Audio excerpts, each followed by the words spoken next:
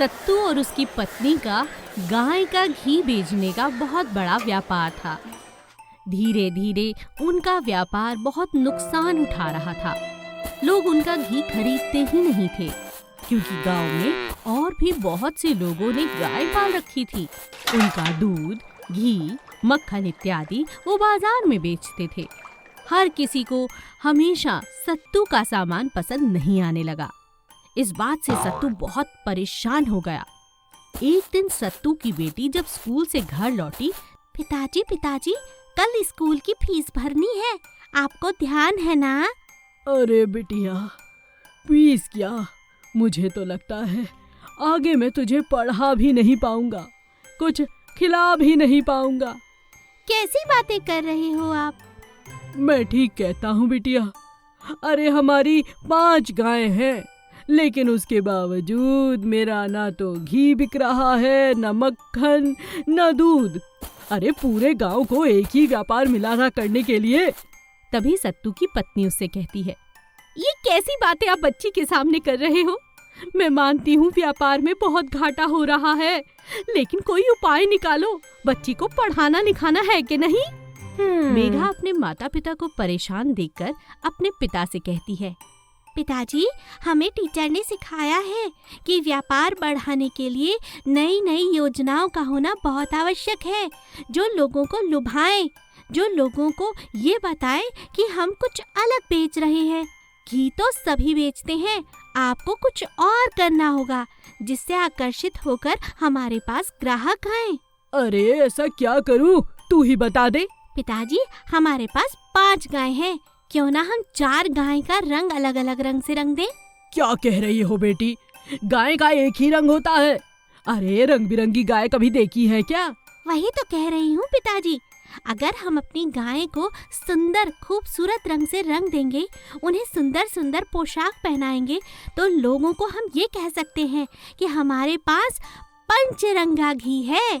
अरे वाह बिटिया, तू तो बड़ी मजेदार बातें करने लगी। मेघा की माँ को मेघा की बातें बहुत अच्छी लगती हैं और वो अपने पति से कहती है, अरे बहुत बढ़िया योजना है, तुम करके तो देखो। सत्तू अपनी बेटी की बात मानकर हर जगह बड़ा बड़ा बोर्ड लगा देता है, पंचरंगी गाय का देसी घी। लोग उस बोर्ड को पढ़ते हैं तो सत्तू के घर गाय का दर्शन करने के लिए जरूर आते हैं। रंग बिरंगी खूबसूरत गाय देखकर हर कोई उनका घी खरीदता है। दिन प्रतिदिन अब सत्तू का घी बाजार में दूर दूर तक जाने लगा। सत्तू का व्यापार दिन दुगनी रात चौगनी तरक्की करने लगा। यह देखकर एक दिन सत्तू की पत्नी अपने पति से कहती है, अरे वाह, मजा ही आ गया। अभी तो हमने अपनी बिटिया को 8वीं कक्षा तक ही पढ़ाया है और इतना बड़ा ज्ञान दे गई हमें। देखो, मैं तो कहती हूँ इसकी पढ़ाई बंद मत करो, ये बड़ी होकर बहुत बढ़िया बिजनेस करेगी। क्यों बेटी, बिजनेस ही कहते हैं ना? हाँ अम्मा। हाँ, इस तरह मेघा की समझदारी से न केवल उसने अपने पिता का बिजनेस बढ़ाया, बल्कि अपनी समझदारी के साथ उसने अपनी पढ़ाई को भी जारी रखा। राजू पंचर वाला। एक छोटे से कस्बे में राजू एक पंचर की दुकान चलाता था। पूरे कस्बे में केवल उसे ही पंचर लगाना आता था। अपनी मदद के लिए उसने छोटू नाम के एक लड़के को काम पर रखा था। अरे वाह, आज कितना अच्छा दिन है, खूब कमाई हुई है आज तो। ये लो छोटू, तुम भी कुछ पैसे रख लो। उस्ताद, आप तो बहुत अच्छे हो। आज मैंने आपके लिए कई सारे पकवान बनाए हैं। हाँ हाँ, आज मैं बहुत खुश हूँ, आज मेरी बहुत कमाई हुई है। अच्छा तो ये बात है, तो लाओ 100 रुपए। हाँ हाँ, ये लो, पर तुम इसका क्या करोगी? मैं अपने चिंटू के लिए साइकिल लाऊंगी। ठीक है। एक दिन राजू का एक पड़ोसी उसके पास आया। राजू भाई, मेरे ट्रैक्टर का एक पहिया खराब हो गया है, जरा देखना तो। हाँ हाँ, कहाँ है तुम्हारा ट्रैक्टर? वो तो घर पर ही है। मैं इसलिए पूछने आया था कि अभी मेरे पास पैसे नहीं हैं। अगले महीने जब फसल कटेगी तो मैं तुम्हें पैसे दे दूंगा। क्या तुम मेरी मदद करोगे? हाँ हाँ, ले आओ, तुम तो मेरे साथ पढ़े हो। अब मैं तुम्हारी मदद नहीं करूंगा तो और किसकी करूंगा? राजू ने उसका ट्रैक्टर ठीक कर दिया। एक दिन राजू को उसके मामा के घर से न्योता आया। छोटू, मैं कुछ दिनों के लिए बाहर जा रहा हूँ, तुम काम का ध्यान रखना, और हाँ, कोई मदद मांगने आए तो उसकी मदद जरूर करना। राजू वहाँ से चला गया और छोटू काम संभालने लगा। मुझे इसी दिन का इंतजार था। कमाई का ये मौका मैं हाथ से कैसे जाने दूंगा। छोटू ने कुछ कीलें अपनी दुकान के बाहर सड़क पर डाल दी। अब जो भी गाड़ी, स्कूटर या साइकिल वहाँ से गुजरती उसका पंचर हो जाता और फिर सभी वहाँ से पंचर लगाने आते। छोटू ने उससे खूब पैसे बनाए। छोटू, राजू तो सिर्फ 300 रुपए लेता था, तुम 500 ले रहे हो। हाँ जी, अब आजकल महंगाई भी तो बहुत बढ़ गई है। इस तरह कई दिन निकल गए। वो बहुत खुश था। एक दिन एक एम्बुलेंस वहाँ से गुजरी और पंक्चर हो गई। ये टायर तो पूरी तरह खराब हो गया है, इसे नया लगाना होगा। ठीक है, जल्दी लगा लेना, मुझे एक माताजी को तुरंत अस्पताल लेके जाना है। जब छोटू ने पंचर ठीक किया तब उसकी नजर गाड़ी के अंदर लेटी माताजी पर पड़ी। माँ, तुम यहाँ कैसे? क्या हुआ माँ? माँ बेहोश थी। अरे भाई, ये अभी अभी थोड़ी देर पहले मंदिर की सीढ़ियों से गिर गई हैं। बहुत खून बह गया है इनका, तुरंत इलाज की जरूरत है। पर सड़क पर तो गाड़ी पंक्चर हो गई, अब ना जाने कब अस्पताल पहुँचेंगे। ओह, ये मुझसे क्या हो गया? मेरे लालच ने मुझे ये दिन दिखाया। चलो भैया, जल्दी चलो, ये मेरी माँ है, मैं इन्हें लेकर चलता हूँ। सीख, लालच और चालाकी करके पैसा कमाना बुरी बात है। सोहन के पास एक खटारा बाइक थी। वह कभी भी कहीं भी खराब हो जाती थी। सोहन उसे मैकेनिक के पास ले जाता और पैसे देकर जैसे तैसे ठीक करवाता था। अरे भाई सोहन, नई बाइक ले लो, कब तक इसकी मरम्मत करवाते रहोगे? अब ये ज्यादा दिन चलने वाली नहीं है। सोहन को डींगे मारने की बहुत बुरी आदत थी। अरे तुम देखना, मेरी बाइक जर्मनी से आने वाली है, मैं उसी का इंतजार कर रहा हूँ। और जिसे तुम खटारा समझ रहे हो ना, इसे तो दिल्ली के ऑटो एक्सपो में भेजना है, दुनिया देखने आएगी इसे। अरे इसमें ऐसी क्या खास बात है सोहन भाई? हाँ, खास बात तो ये है कि ये बाइक मेरे दादाजी की है। एक बड़े राजा ने उन्हें तोहफे में दी थी। ये 150 साल पुरानी बाइक है। हर जगह सोहन बिना सोचे समझे गप्पे मारता रहता था। एक दिन सोहन अपनी पत्नी के साथ पिक्चर देखने जा रहा था। रास्ते में बाइक फिर खराब हो गई। जब तक वो चली तब तक पिक्चर खत्म हो चुकी थी।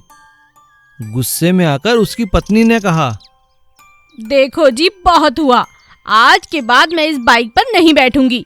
आज मेरी सहेलियां सभी मुझ पर हंस रही थी, इस खटारा पर तो तुम ही बैठो, मैं चली घर।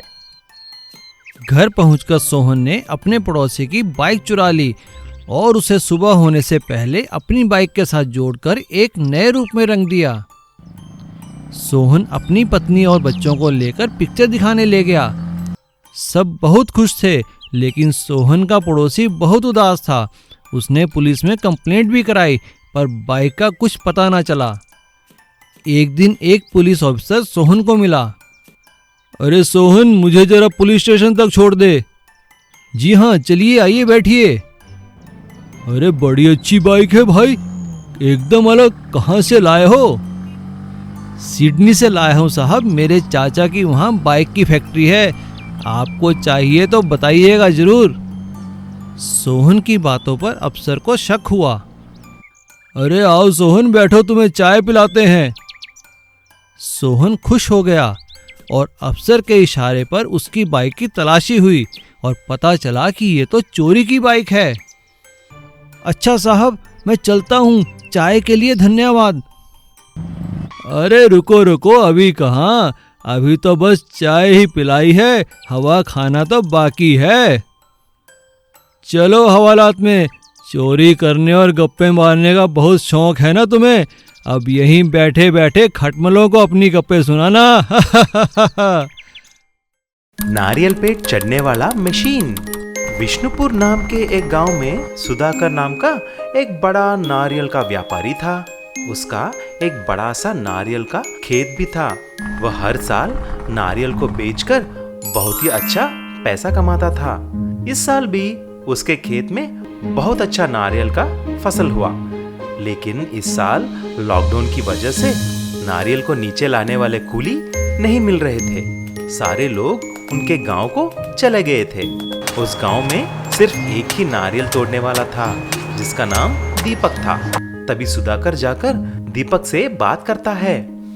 दीपक भाई, क्या तुम मेरे खेत में नारियल उतारने का काम कर सकते हो? आजकल नारियल की महंगाई बहुत बढ़ चुकी है। अरे नहीं सेठ जी, मेरा तो कल सूरज सेठ के यहाँ काम है। आप बोलो तो एक हफ्ते के बाद आपका काम करता हूँ। मैं तब तक बहुत बिजी हूँ। अरे बाप रे, 1 हफ्ता? ऐसा करेंगे तो सारा नारियल खराब हो जाएंगे। देखिए सेठ जी, आप मुझे एक नारियल के लिए 10 रुपए देंगे तो मैं तैयार हूँ। मुझे मालूम है कि एक नारियल शहर में 50 रुपए में बिकती है। क्या पागल हो गए क्या? 10 रुपए? तुम बहुत लालची हो चुके हो। काम करने वाला कोई नहीं, इसीलिए तुम उसका फायदा उठा रहे हो ना। आप जो कुछ भी समझो, आपकी मर्जी। नहीं तो एक काम कीजिए, आप ही चढ़कर नारियल तोड़ दो। दीपक को ऐसी बात करते हुए देख सुधाकर वहां से चला जाता है। अगले दिन सुधाकर खुद ही नारियल पे चढ़कर ऊपर तक पहुंच जाता है, लेकिन नारियल तोड़ते वक्त उसका हाथ फिसलकर वह नारियल के साथ नीचे गिर जाता है और उसके कमर में चोट लगती है। तभी शहर से एक डॉक्टर आकर चेकअप करके दवाइयां देती है। तभी डॉक्टर ने ऐसी बोली, सुनिए, आपको और बहादुरी करने की जरूरत नहीं है। अगर आपको नारियल तोड़ना है तो शहर में एक नया मशीन आया हुआ है, जिससे आप आसानी से पेड़ चढ़ सकते हैं और नारियल तोड़ सकते हैं। ठीक है डॉक्टर जी, ऐसा ही करूँगा। अगले ही दिन सुधाकर वह मशीन शहर से मंगवाता है। वह मशीन को गाड़ी जैसे पहिए थे और आसानी से एक आदमी बैठकर पेड़ चढ़ सकता है। ऐसा ही सुधाकर उस मशीन पे बैठकर पेड़ चढ़कर नारियल तोड़ने लगता है और आसानी से एक ट्रैक्टर लोड की नारियल तोड़ देता है। ये बात दीपक देख लेता है और ऐसा बोलता है, अरे सेठ जी, आप क्यों मेरे कमाई पे लात मार रहे हो? अगर सारे लोग इस मशीन को देखेंगे तो मुझे खाने के लिए पैसे भी नहीं मिलेंगे। मुझे उस दिन के लिए क्षमा कर लो। अब मुझे सबक मिल गया है। आप बोलो तो मैं ही इस मशीन पर चढ़कर आपको नारियल तोड़ के दूंगा। बस 1 रोज की कमाई दे देना। अब आए हो रास्ते में, अब नाटक बंद करो और सबको सस्ते में नारियल तोड़ के देना, खबरदार। तब से सुधाकर ने जैसा बोला ऐसा ही काम करने लगा। समोसे वाली रमा। एक गांव में एक परिवार रहता था। परिवार का मुखिया रामलाल कोयले का व्यापारी था। रामलाल अपने बेटे मोहन और उसकी पत्नी रमा के साथ रहता था। मोहन और रामलाल दोनों अपना कारोबार संभालते और रमा घर संभालती थी। रमा बहुत अच्छा खाना बनाती थी। जो भी उसके हाथ का खाना खाता था बहुत तारीफ करता था। बेटी, तुम्हारे हाथ के खाने में तो जादू है। ये तो आपका आशीर्वाद है बाबूजी। एक बार बहुत ज्यादा बारिश होने के कारण उनका कोयले का व्यापार ठप हो गया। बेटा, हमारा सारा कोयला गीला हो गया है।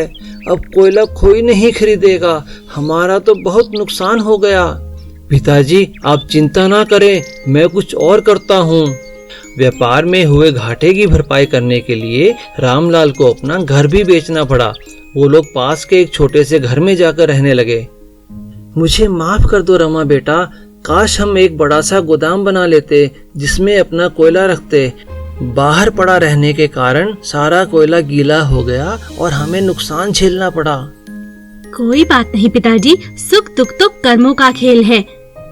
मोहन ने बहुत कोशिश की पर वह कोई काम नहीं कर पाया। एक दिन रमा बोली, पिताजी, आप आज्ञा दे तो मैं समोसे बेचने का व्यापार शुरू करूं। आपका आशीर्वाद बहुत जरूरी है। मुझे कोई ऐतराज नहीं है बेटा।